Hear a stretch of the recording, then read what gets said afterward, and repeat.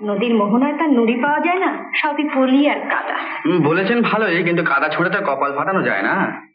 কেন? এবার আমি একটা কথা বলি। বলুন। নানার আগে রেডি হয়ে নিন, যাতে কিছু বলার আগে নাগালের বাইরে যেতে পারি।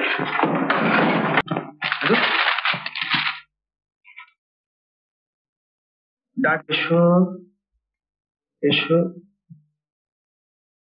প্রিয়, এসো বন্ধু, খুঁজাও তিয়াস, খুঁজাও তিয়াস, তিয়াস। ডাকিতেছো এসো প্রিয়, এসো বন্ধু, ঘুচাও তিয়াস, আমার তিয়াস। That's it. দুষ্ট হয়েছে।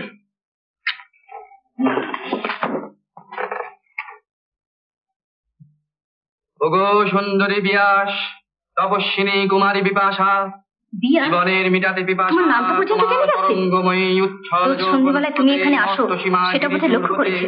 প্রচন্ড আবেগে যদি ঝাঁপ দিয়ে পড়ি, তবদারে করাঘাত করি, আছি উন্মাদ উল্লাস বহি। আমি শুনিয়াছি ওগো তপস্বিনী, খুলিয়া সবার পাশে রয়েছে বন্দিনী। ফিরে যেতে আমি আসি নাই, নির্ভীক পৌরুষ বলে আমি তব ব্রত ভঙ্গ চাই।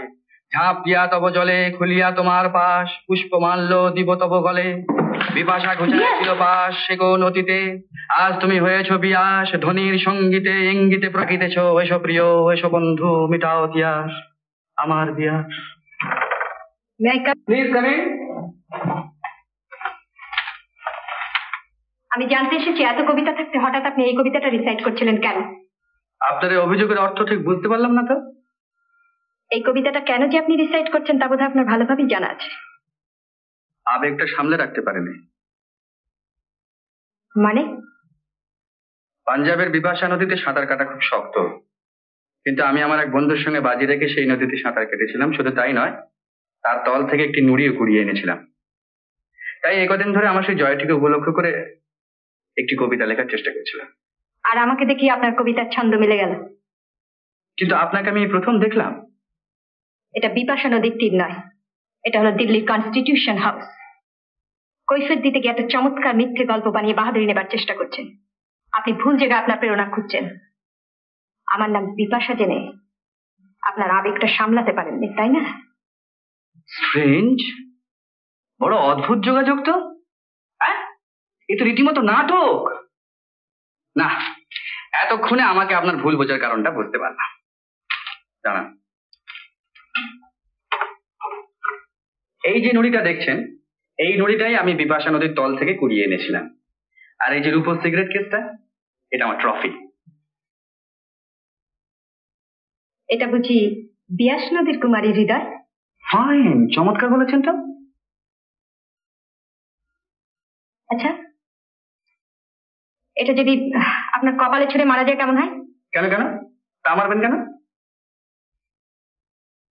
আপনি অতি অভদ্র, চতুর, মিথ্যাবাদী। কি ব্যাপার? ঠান্ডা করে দিয়ে এলাম, আর জীবনেও আবেগ আসবে না। Congratulation miss Bhattacharya. আরে দাঁড়াও দাঁড়াও, বিপাশার এখন ভীষণ মাথা গরম। কি হয়েছে? হবে আবার কি, ওই পাশের ফ্ল্যাটের ভদ্রলোক বিপাশার নাম করে কবিতা লিখছিল, বলে কিনা বিপাশা নদী সাঁতার দিয়ে পার হয়েছে।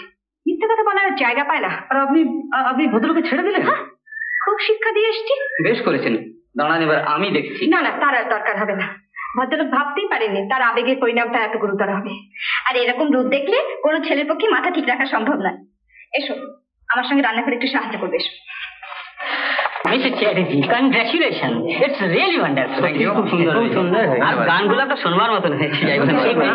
এমনটা আর কোনদিন শুনিনি। আমি আসি 1 মিনিট। আমি মিস্টার দিব্যেন্দু চ্যাটার্জির সঙ্গে দেখা করতে চাই। আপনি? আমার সঙ্গে ওর আলাপ আছে। কি আশ্চর্য, আপনি চিনতে পারছেন? বাহ, চিনতে পারবো না? আপনি তো আমার গীতিনাট্যের গঙ্গার মতো অবিস্মরণীয়। আপনার কাব্য প্রতিভা স্বীকার করতে এলাম। ধন্যবাদ। সেদিন দিল্লিতে ভুল উত্তেজনার বসে এই কথাটা মানতে চাইনি। তা আপনি এখানে কি করে? আমি ট্রাইবাল ওয়েলফেয়ারের বৃত্তি নিয়ে পাঞ্চেত মিশনে উঠেছি। I see. তা আচ্ছা, আপনি সত্যি বলুন তো, আজকের এই গীতিনাট্যটি আপনার কিরকম লাগলো? সত্যি বলবো? হ্যাঁ, সত্যি বলুন। নাচটা আমার ভালোই লেগেছে, তবে ইয়েস মাদার, চলি, অন্য সময় আপনার সঙ্গে আলোচনা করব। আচ্ছা, নমস্কার। নমস্কার। দূর থেকে দেখেই বুঝতে পেরেছি আপনি। কি ও ইচ্ছা, আপনার অনুমতি না নিয়েই বসে পড়লাম। ভেতরে চলুন। কেন, এখানে বেশ সুন্দর, চমৎকার। আপনি আসবেন আমি জানতাম। আপনি জানতেন আমি আসবো? জানতাম। গণনা শাস্ত্রে দখল টখল আছে বলে মনে হচ্ছে। আচ্ছা, না হয় আপনি জানতেন আমি আসবো, কিন্তু আমি আসাতে আপনি খুশি হয়েছেন কি অখুশি হয়েছেন তা তো বোঝা গেল না। কোনটা হলে খুশি হন বলুন তো? না মানে, দিল্লিতে আপনার মেজাজটা তো খুব মোলায়েম দেখিনি। সত্যি কথা বলতে কি, আজ আপনার এখানে আসবার আগে বুকের মধ্যেটা বেশ দূর দূর করছিল। সেদিনের ব্যাপারের জন্য সত্যি আমি লজ্জিত। যাক, আপনার তাহলে লজ্জা টজ্জা আছে। আমি কিন্তু একেবারে নির্লজ্জ, ফর্মালিটি ধারটার একদম ধারি না। তো কই আপনি চাটা বলবেন বলে তো মনে হচ্ছে না। ও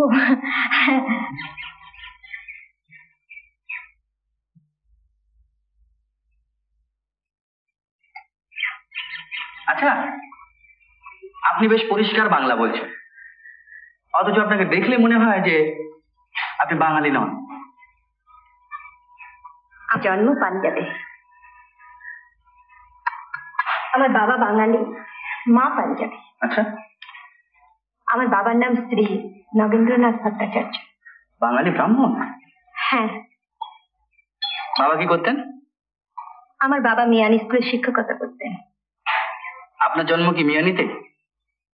না, দাদামশের বাড়িতে, বিপাশা নদীর ধারে। ও, সেই জন্যই বুঝি আপনার নাম বিপাশা। আমার বাবা আমাকে ওই নামে ডাকতেন।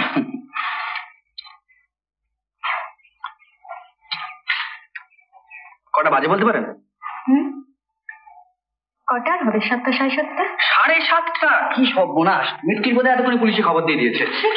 মৃত্যু মানে আমার একজন বন্ধু, বুঝলেন? আমি না বলে ওর স্কুটারটা নিয়ে চলে এসেছি। আচ্ছা চলি। আমাদের ডান্সটি আপনার খুব ভালো লেগেছে না? হ্যাঁ, নাচটা বেশ ভালোই লেগে। এরা সদল বলে তরঙ্গ নিয়ে গঙ্গার উপর আছড়ে পড়ছে, আর গঙ্গা আপনার গতিতে নেচে চলেছে। রাইট, বেশ সুন্দর হয়েছে। Thank you so much. শুনুন, কিছু যদি মনে না করেন তাহলে একটা কথা বলি। হ্যাঁ হ্যাঁ, নিশ্চয়ই বলবেন। ঠিক এই জায়গায় আমার একটা সাজেশন আছে। বলুন। ধরুন, এক সময় দামোদর জলে ডুব দিয়ে উঠে আসতো আর হাত তুলে বলতো, এই আনিয়াছি রে শুভ্র বরণী কন্যা, তোর কুমারী হৃদয় খানি তুলে এই বাহু বলে। বাহ, সুন্দর। তারপর? তারপর হাতখানি যেই খুলে ফেলতো, তখন ঝরঝর করে ঝরে পড়তো কালো কাদা।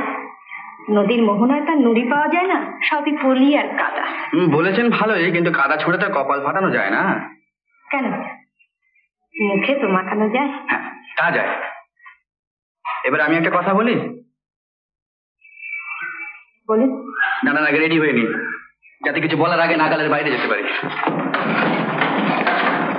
বলছিলাম কি, যে বিপাশা নদীর মধ্যে ডুব দিয়ে নুড়ি গুড়িয়ে আনা যায়, কিন্তু বিপাশা যেখানে মানবী, আর তার মনের গভীরে যে মণি বা মাণিক্য আছে, সেটিকে যে গুড়িয়ে আনতে পারবে, সে কিন্তু সত্যিই ভাগ্যবান। পালালাম।